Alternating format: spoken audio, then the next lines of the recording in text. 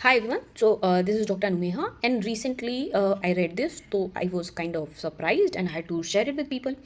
तो type 1 diabetes आपने सुना होगा कि यंग लोगों में होती है, 30 ईयर से कम वाले लोग होते हैं उनको होती है। टाइप 2 डायबिटीज़ के बारे में है कि 40 ईयर से ज़्यादा होते हैं जो वेट गेन कर लेते हैं, जेनेटिक प्री डिस्पोजिशन होता है।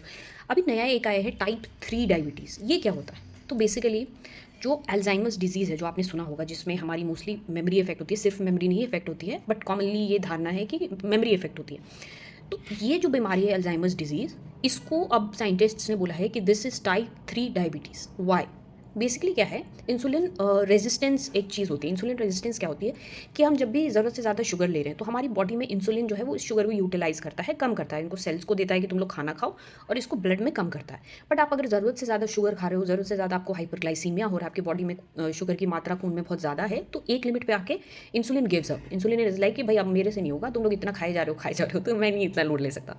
तो इंसुलिन क्या करेगा, इंसुलिन काफ़ी सारा आपकी बॉडी में घूम रहा है बट वो काम नहीं कर पा रहा है। इसलिए नहीं कर पा रहा है क्योंकि उसके बस के बाहर की बात हो गई है ना, इतना सारा शुगर जमा हो गया है। तो अब इंसुलिन है आपकी बॉडी में, लेकिन शुगर इतना ज़्यादा है कि आप उसको यूज़ ही नहीं कर पा रहे, आपके सेल्स उसको यूज़ ही नहीं कर पा रहे हैं, और शुगर भी खुला घूम रहा है, इंसुलिन भी खुला घूम रहा है। तो इसको एक टर्म बोला जाता है insulin resistance.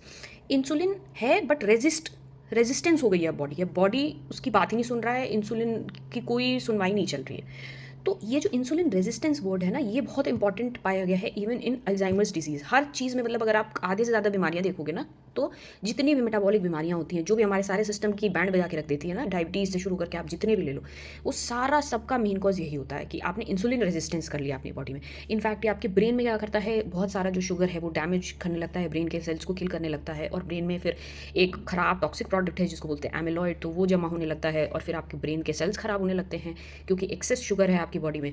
And that's why this has been given the new connotation of type 3 diabetes. तो आप ध्यान रखो, और अल्जाइमर्स को प्रिवेंट करना बहुत ज़रूरी है।